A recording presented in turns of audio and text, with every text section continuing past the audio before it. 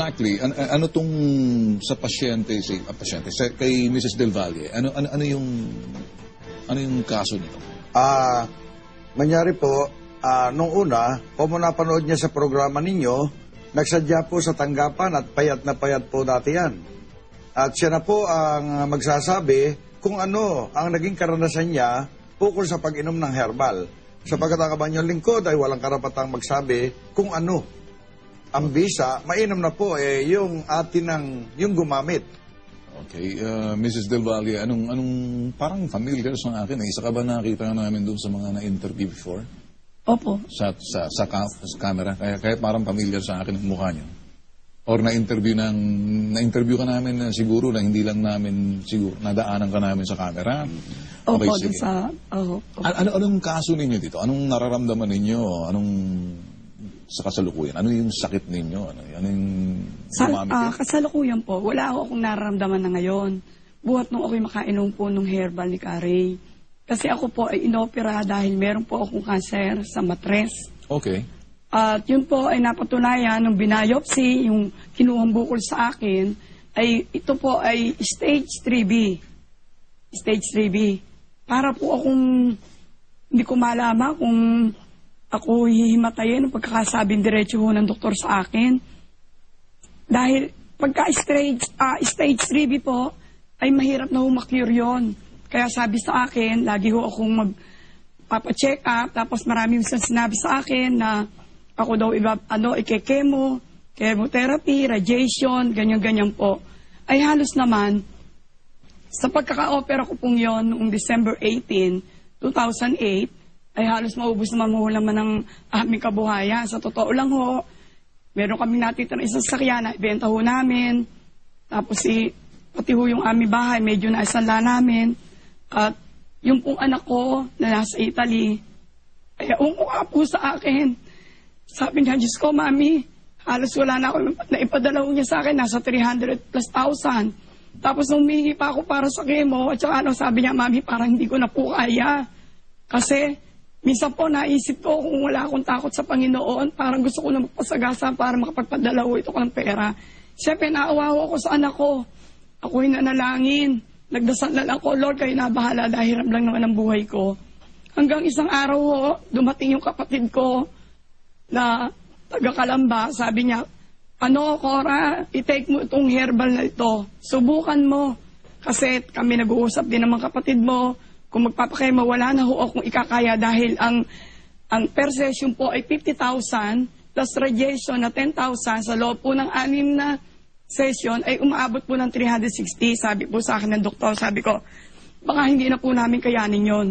Tapos sabi ng kapatid ko, basta i-try mo to. Nung pormero, sabi ko, parang hindi ko yata kayong i-try. Sabi ko, pero hindi ko pa sa tinitikman. Yun ay after siguro ng mga ma-hospital ho ako after 10 days ho yun. Tapos nung medyo na sumamalaw ng kapatid ko, dinadalaw po niya ako weekly. Sabi niya, kung di mo itetek niya, kukunin ko yan sa iyo. Di sabi ko, hindi, tatry ko na talaga, kuya, tatry ko na. Nung itry ko ho, siguro more or less mga 10 days, parang iba ang effect sa akin. Ibang-iba ho ang naramdaman ko. Hindi tulad ho nun talagang halos parang wala na akong buhay. Sabi ko, Lord, kunin mo na ako, hindi ko na po ito kaya. Tapos nung natay ko nga na after 10 days, tinuloy-tuloy ko po sa awa ng Panginoon Diyos at tutulong ng herbal yun ni Carey. Ako po'y nagpa-ultrasound. At tapos ayun po, wala pong nakita sa akin kahit ano. Nagtakahang yung doktor, sabi niya dapat kumalat yung cancer cell mo, ganyan-ganyan. Pero wala akong nakita. Sabi ko, nananalig pa ho rin ako na ako'y magpapatuloy sa paggaling ngayon. Bali 6 months po ako ngayon. Okay, kanino mo nalaman tong herbal ni Carey? Doon po sa kapatid ko. Yung kapatid ko pong si Kuya Ramon Lehaw ko, na kumukuha na po sa kanya dahil marami na huding nagpatotoo na yung binigyan niya, sabi niya walang masama ko dito kung iinumin mo to. Wala naman tong side effect, walang mangyayari, inumin mo dahil marami na akong nabigyan. Si Ramon, parang ang dating. Yung pong Ramon, napanood tayo sa ating hamunan. Yun ang unang nag-try na kapatid niya na marami ring nagpapatotoo sa kanya. Kaya sabi niya, yung kapatid ko di mas mainam ka ko, yung kapatid mo sapagkat stage 3B, yun po talagang ala ng paraan kung hindi, kay mo, gaya nga na sinasabi nila, naibenta ng araw yung kanilang mga sasakyan. Sabi ko sa Herbal, uubos lang po kayo ng mga 25,000 dyan. May awa, napuk ako, talagang pananalig. At tuloy-tuloy ang inyong paggamit. Kaya nga po, sa akin, wala po akong karapatang magsabi ng mga ganong claim kung mga pasyente po natin, alam po ba ninyo, yung kagaya ng case po nung kanila, kung bibigyan daan po ninyo, baka abutin po tayo ng year 2010, hindi pa nyo matapos kung biyernes lang natin sila i-interviewin. Yung bang Mrs. Corazon, ito, Opo. may ano ka ba yung sa doctor's results na ikay cancer-free na or yung findings, meron ba? Opo. Parang natatandaan ko na ata, hindi ba nag-guess ka namin, napalabas Opo. ka ata namin, okay. Opo. So ikaw yung nagpakita sa amin ng mga Katibayan po, oo. Mhm. So pero every now and then, bumibisita ka sa doktor. Opo. Kinakailangan din yun. Opo.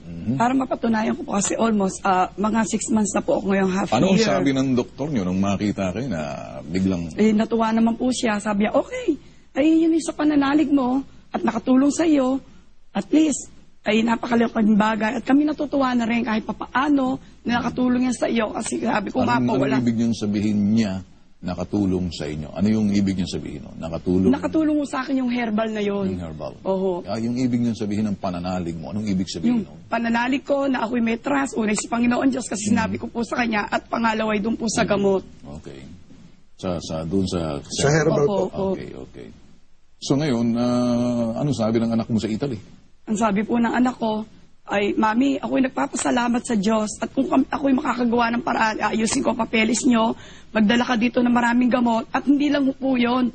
Dahil doon sa pinatotoo ng anak ko sa mga guest nila doon, ay meron umorder sa amin. Sabi, Mami, may umorder na gano'n, may mga sakit na ganyan, diabetes, ganyan. Nagpadala ho din kami ng gamot. Kaya sabi niya, pag magpapadala ka dito, pag nakuha ka namin, sabi ko, oo, sige, ganun ang gagawin natin. Hindi lang naman tayo sa pera kundi yung tayo makatulong sa kapwa. Na, hindi pa nga ako sinasabi, health is wealth. Kung wala naman ho tayong pera, anong mangyayari po sa atin? Pero unay sa Diyos, ang Diyos ang nakakaalam ng lahat. At sa aking paniniwala, tinuloy-tuloy ko ang paggagamot at hindi ko po titigilan yung mga napatotoo sa napanood ko po sa bitag. Mr. Tulfo, Alright. na talaga. Maraming nanonood sa atin sa ibang bansa. Opo. Itong programang Bitag Live, lalo na dito sa portion na to, ako'y nagugulat dahil marami mga text messages, email, Opo. sa iba, Switzerland, sa Germany, sa Monaco, Monaco, dyan sa Japan, UK. Korea, UK, kabisado namin, US, Canada, marami. Yung katanungan nila, yung iba, sigurado, ang sabi nga ng iba, sila'y kumbinsido, pero yung iba, maraming katanungan na hindi namin pwedeng sagutin dahil unang-una kami nagpapalabas ng programa, parte ng hamunan, ang dapat magpaliwanag niyan si Ray Herrera, Herbalist. Pero ikay nagpapatotoo sa amin. Opo. Curious na ako ulit sa doktor. Opo. So, anong usapan ninyo ng doktor? Kailangan magpa-check up ka every now and then para ma-monitor? Opo, ganun din po. Sabi niya, sige, di magpa-check up ka rin. After kung kailan mo gusto, after a month, 2 months, ganun. Para mapatunayan, di bumalik ka, tingnan natin kung talaga na nakakagaling talaga sa iyo. Sabi ko, opo, kasi noon, alam niyo po yun, hindi ako makakain. Ngayon, malakas po akong kumain, kaya bumalik po yung dati kong katawan. Wala na kayong nararamdaman? Wala na po akong nararamdaman. Ano ba dating nararamdaman yun? Yung karamdaman nyo dati nung... Yun po, yung diagnosed? ngayon, sa matres na hindi ko makatulog, sakit na sakit, ganun-ganon. Hanggang sa ipa-check up ko nga, tapos yun, ang findings yun ho, tapos yung sa aking mga rayuma, tapos napapansin ko, nawawala na rin yung aking mga arthritis, yung matitindi. Yun po, sabi ko, talaga siguro nakakatulong to. Hindi lang yun, at marami na po kami nabigyan. Yung ba sa ovary, pakiramdam ninyo, nilalagnat-lagnat kayo nun? Sa ovary po, opo. Anong klaseng lagnat? Yung, minsan parang mainit ako sa loob ng katawan, yung ganon. Wala kaya ko lang tinatanong hindi na po akong lalagnat. dahil may nagtatanong sa akin din. Opo. Yung similar sa karamdaman ninyo, tinitingnan ko lang kung yun ba yung nararamdaman ng isang nagtanong sa akin sa sitwasyon mo. Pero kay umigi. Umigi po ako talaga. Mga kaibigan, kami hoy, hindi nag-i-endorso kabahagi ho ng programang ito, nagpapakita ho kami ng mga nagpapatotoo lamang. Sila ho ang nagsasabi, hindi ho kami. At ang programa ho Bitag, hindi ho nagtutulak nitong produkto na to.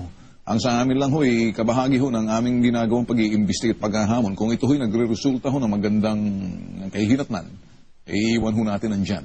Kami rin ho ay tumatanggap na mga, kung sakaling may mga gusto kayong sabihin sa amin na hindi maganda, or mga reaksyon, komento, or ano man inyong masasabi, itinatanggap din namin. Balanse ho tayo rito, ano?